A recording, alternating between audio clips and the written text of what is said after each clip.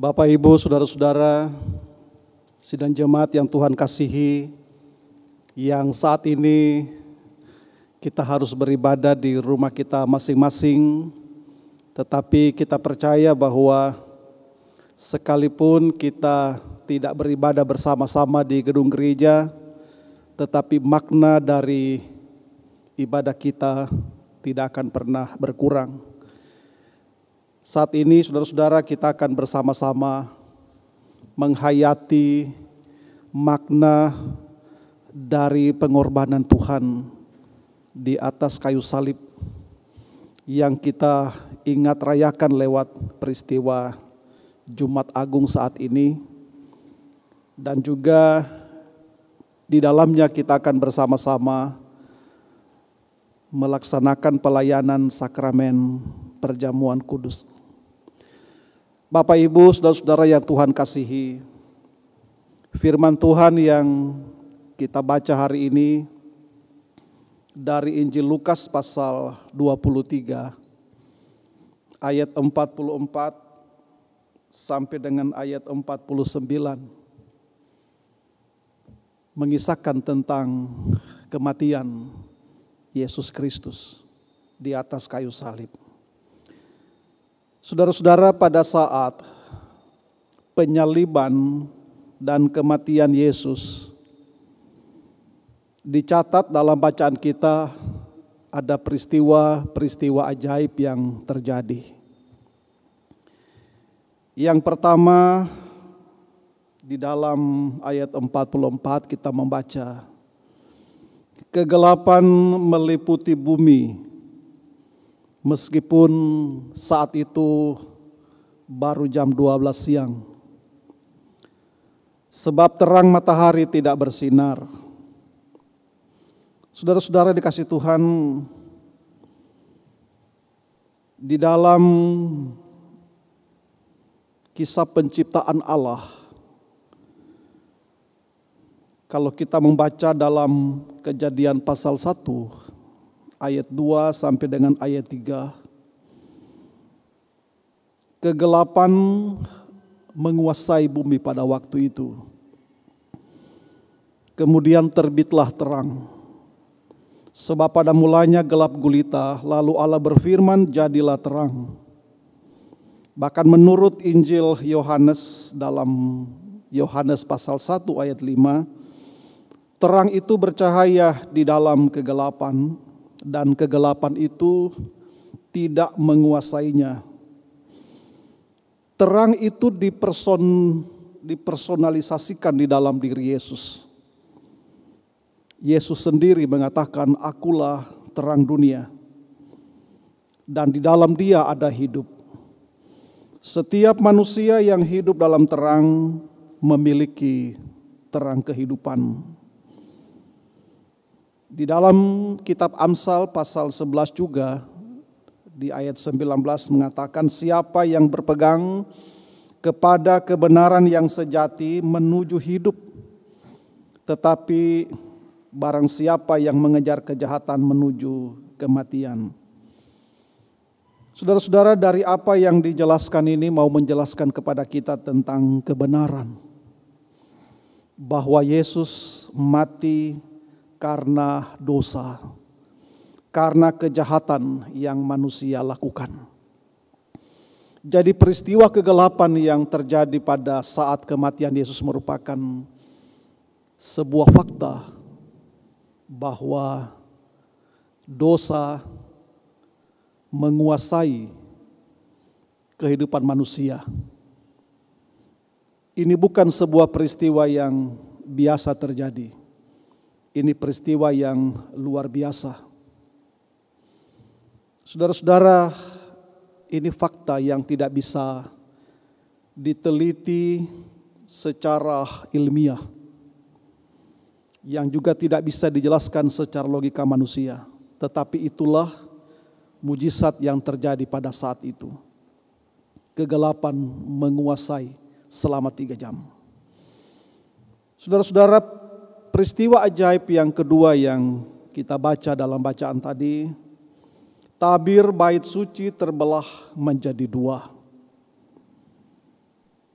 Sesungguhnya pada waktu matahari tidak lagi bersinar atau gelap gulita yang berkuasa, yang merupakan gambaran dari kuasa dosa, bukan saja tabir atau tirai yang terkoyak, tetapi juga menurut penginjil Matius dalam pasal 27 ayat 51 dan 52 bahwa pada waktu itu juga terjadi gempa bumi, bukit-bukit batu terbelah dan kuburan orang mati terbuka. Fenomena ini saudara menunjukkan bahwa jalan saat ini terbuka sangat lebar untuk menghampiri Allah. Tabir yang memisahkan tempat kudus dan tempat yang maha kudus, yang sebelumnya menghalangi orang untuk menghampiri hadirat Allah, maka sekarang terbuka. Melalui kematian Yesus, tabir itu disingkirkan. Jalan menuju tempat maha kudus, yakni kehadirat Allah, sekarang terbuka bagi semua orang yang percaya akan Yesus Kristus dan firman-Nya yang menyelamatkan itu. Manusia bisa berjumpa langsung dengan Tuhan. Tidak ada lagi pembatasnya. Hubungan manusia dengan Allah yang saat itu terputus kembali disatukan oleh Yesus. Bapak Ibu yang dikasihi Tuhan, hal yang ketiga yang kita lihat di dalam bacaan tadi yang merupakan satu peristiwa ajaib, seruan Yesus sebelum kematiannya. Ya Bapa, ke dalam tanganmu kuserahkan nyawaku. Saudara-saudara, seruan ini adalah tahap yang bisa dikatakan tahap terakhir dari penderitaan Yesus. Dan itu menandakan atau membuktikan akhir dari segala penderitaannya, serta penyelesaian segala karya penebusan. Hutang dosa manusia dilunasi. Rencana keselamatan dari Allah ditegakkan saat itu. Dan bagian yang terakhir, bagian keempat, saudara, orang banyak yang menonton pulang dengan memukul-mukul diri mereka. Ini bukti yang sangat meyakinkan tentang penyesalan karena kebejatan hati manusia yang senang menonton atau menyaksikan pemandangan yang berisi tentang kekerasan, berisi darah dan kematian. Pada waktu itu orang terbiasa menonton di gelanggang Romawi dan Yunani. Mereka bersorak dengan gembira tanpa sedikit pun merasa ada belas kasihan melihat orang yang bertarung di gelanggang itu. Sementara orang bertarung dan saling membunuh bahkan berakhir dengan kematian. Jika Yesus Kristus disaksikan dalam hal yang berakhir seperti itu, maka kematian Yesus membuktikan suatu kebejatan dalam diri manusia untuk mengubah sikap seperti itu dengan kasih dan kepedulian, dan tidak lagi hidup dalam kebejatan dosa.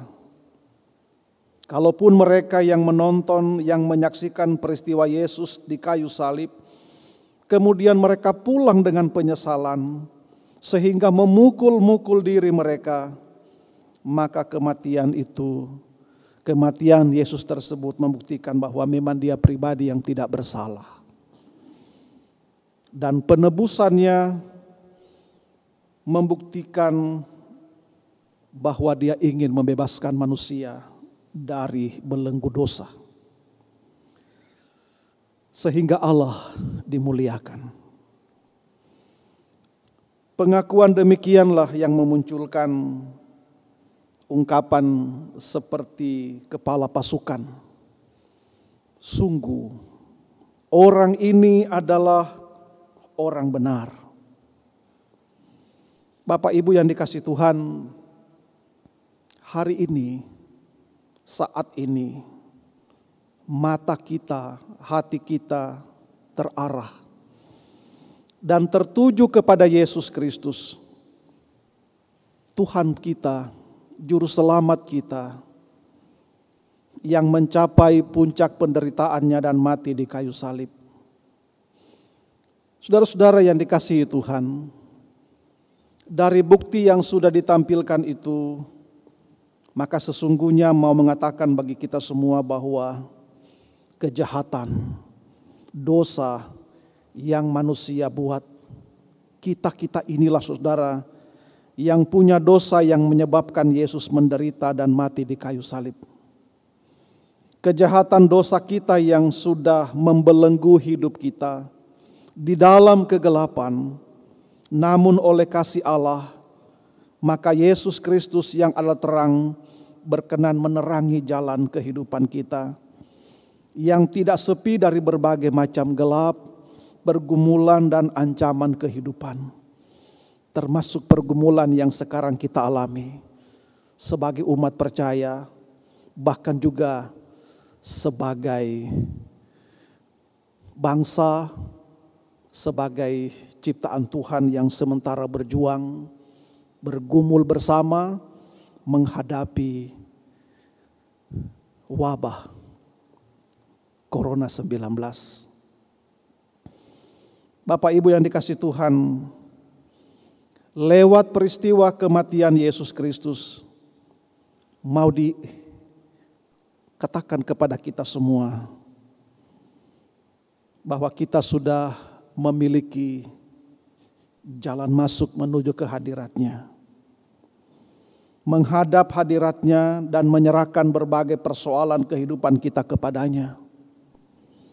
Memang ada banyak sekali tantangan, ada banyak sekali pergumulan, ada banyak sekali kesulitan yang akan kita alami dalam kehidupan ini. Kita akan berhadapan dengan yang namanya kematian. Tetapi saudara kasih Tuhan, mari kita melihat karya agung yang sudah dikerjakan oleh Yesus buat kita semua.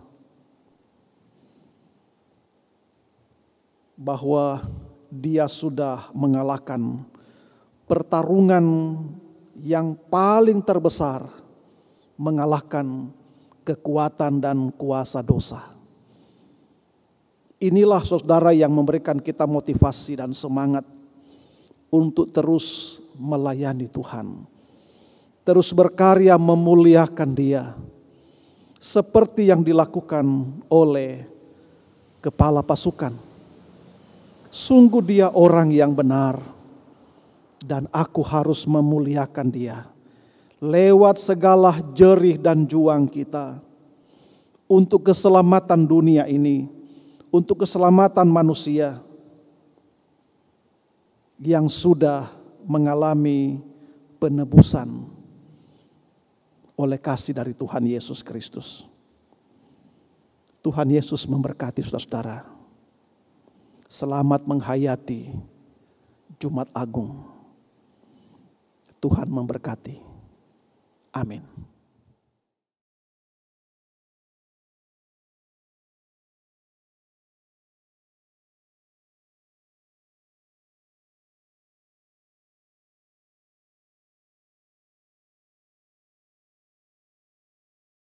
Ibu bapak, saudara-saudara yang dikasihi Tuhan, kita akan masuk dalam pelayanan sakramen perjamuan kudus. Dengarlah penetapan perjamuan kudus sebagaimana tertulis di dalam pertama Korintus pasal 11 ayat 23 sampai dengan 26. Firman Tuhan menyatakan, sebab apa yang telah kuteruskan kepadamu, telah aku terima dari Tuhan, yaitu bahwa Tuhan Yesus pada malam waktu Ia diserahkan mengambil roti, dan sesudah itu Ia mengucap syukur atasnya. Ia memecah-mecahkannya dan berkata, inilah tubuhku yang diserahkan bagi kamu. Perbuatlah ini menjadi peringatan akan aku. Demikian juga ia mengambil cawan sesudah makan, lalu berkata, cawan ini adalah perjanjian baru yang dimeteraikan oleh darahku. Perbuatlah ini setiap kali kamu meminumnya menjadi peringatan akan aku. Sebab setiap kali kamu makan roti ini dan minum cawan ini, kamu memberitakan kematian Tuhan sampai Ia datang. Saudara-saudara, perjamuan kudus adalah perintah Yesus Kristus bagi kita, bahwa roti dan anggur dalam cawan adalah lambang tubuh dan darah Yesus yang telah diserahkan sebagai korban tebusan untuk memulihkan hubungan kita dengan Allah yang terputus karena dosa, dan untuk menyelamatkan seisi dunia ciptaannya. Melalui perjamuan kudus ini, kita dipersatukan dengan Yesus Kristus di dalam kematian dan kebangkitannya. Dengan demikian, persekutuan Tuhan Yesus dengan para murid pada perjamuan malam terakhir akan terus berlangsung sampai penggenapannya di dalam kerajaan Allah, di mana kita semua akan duduk bersama Kristus di perjamuannya. Saudara-saudara, persekutuan dengan Kristus akan kita alami dan hayati melalui perjamuan kudus saat ini. Sesungguhnya juga mau mengingatkan kita pada hidup baru, yang untuknya kita telah dipanggil keluar dari kegelapan dosa kepada terang keselamatan oleh Yesus Kristus. Hidup yang dimaksud adalah hidup yang bersaksi tentang Yesus Kristus sebagai penebus dan juru selamat dunia melalui kata dan perbuatan kita. Saudara-saudara, mari kita berdoa. Ya Bapa Maha Kudus, Pencipta dan Raja semesta, kami bersyukur dan memuliakan nama-Mu, karena Engkau membuat dan menjadikan kami sebagai milik-Mu. Engkau juga mempersatukan kami dengan Yesus Kristus, agar kami beroleh pengampunan dosa dan hidup baru yang kekal untuk memaklumkan kerajaan-Mu dan besar pengasihan-Mu di dunia ini. Engkau mengangkat semua orang yang jatuh. Engkau menegakkan semua orang yang tertunduk. Engkau memulihkan hati orang yang hancur. Engkau menghibur orang yang berduka dan membebaskan yang tertindas. Engkau menghentikan semua badai kehidupan dan pertikaian bangsa-bangsa. Oleh karena itu, bersama dengan semua hamba-Mu, malaikat dan manusia, nabi-nabi, para rasul, dan martir, serta seluruh gereja-Mu di bumi dan di sorga, kami memuji dan memuliakan nama-Mu dalam nada kebesaran yang tiada hentinya. Kudus, kudus, kuduslah Tuhan Allah yang Maha Kuasa, yang sudah ada dan yang akan datang. Kami memuji nama-Mu ya Bapa, karena pemberian-Mu yang paling utama, anak-Mu Yesus Mesias, yang rela disalibkan untuk menebus dan menyelamatkan kami dari cengkeraman dosa dan maut, dan yang bangkit untuk membuat kami tidak bernoda di hadapan-Mu. Kami mohon kepada-Mu, utuslah Roh Kudus-Mu mendiami hati kami, agar kami yang menerima roti dan cawan ini benar-benar menjadi anggota tubuh Kristus di dunia yang saling mengasihi dan melayani menurut kehendak-Nya dan teladan-Nya, serta membawa damai sejahtera kepada segala makhluk. Sama seperti bahan baku roti dan anggur ini yang tumbuh tersebar, kemudian dikumpulkan dan diolah menjadi satu, maka Engkau pun akan mengumpulkan jemaat-Mu dari utara dan selatan, dan dari timur dan barat ke dalam kerajaan anak-Mu Yesus Sang Mesias, Tuhan dan Juru Selamat, yang telah mengajar kami berdoa. Bapa kami yang di sorga, dikuduskanlah namamu, datanglah kerajaanmu, jadilah kehendak-Mu di bumi seperti di sorga. Berikanlah kami pada hari ini makanan kami yang secukupnya, dan ampunilah kami akan kesalahan kami, seperti kami juga mengampuni orang bersalah pada kami. Dan jangan bawa kami dalam pencobaan, tapi lepaskan kami daripada yang jahat.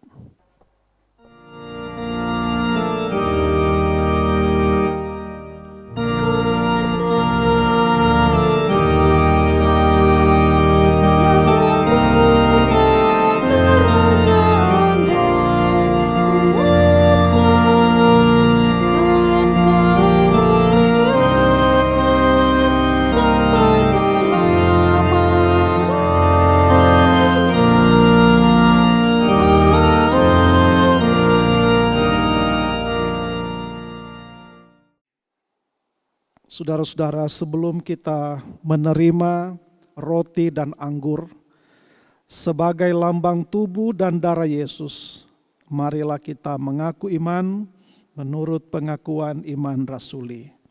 Dengan hati dan mulut masing-masing berkata, "Aku percaya kepada Allah, Bapa yang Maha Kuasa, Khalik langit dan bumi, dan kepada Yesus Kristus anaknya yang tunggal Tuhan kita, yang dikandung oleh Roh Kudus, lahir dari anak darah Maria, yang menderita di bawah pemerintahan Pontius Pilatus, disalibkan, mati dan dikuburkan, turun ke dalam kerajaan maut. Pada hari yang ketiga bangkit pula dari antara orang mati, naik ke sorga, duduk di sebelah kanan Allah, Bapa yang Maha Kuasa, dan akan datang dari sana untuk menghakimi orang yang hidup dan yang mati. Aku percaya kepada Roh Kudus, gereja yang kudus dan persekutuan orang kudus, pengampunan dosa, kebangkitan daging, dan hidup yang kekal." Saudara-saudara, supaya kita dipelihara dengan roti sorgawi, yakni Yesus Kristus, maka janganlah hati dan pikiran kita melekat pada roti dan anggur yang kelihatan ini. Tetapi marilah kita menerimanya dengan iman yang tertuju kepada Yesus Kristus Tuhan dan Juru Selamat kita. Saudara-saudara, sampaikanlah salam damai sejahtera kepada setiap orang yang berada di samping kanan dan kiri saudara. Damai sejahtera bagimu, damai sejahtera bagimu.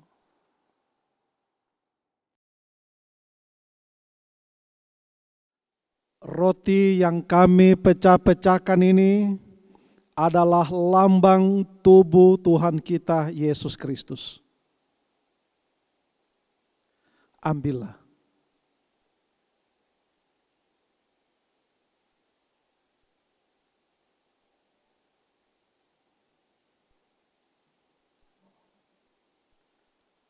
Makanlah.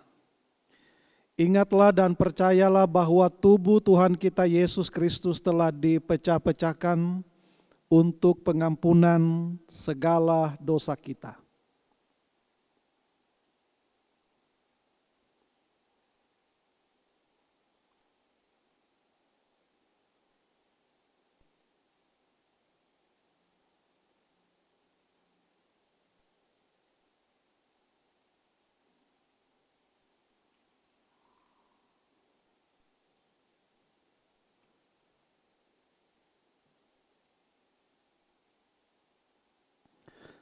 Anggur dalam cawan yang kita pakai untuk mengucap syukur ini adalah lambang darah Tuhan kita Yesus Kristus.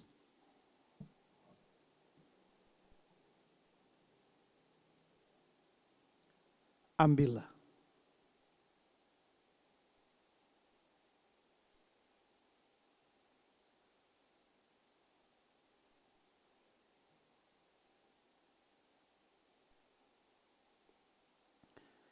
Minumlah. Ingatlah dan percayalah bahwa darah Tuhan kita Yesus Kristus telah ditumpahkan untuk pengampunan segala dosa kita.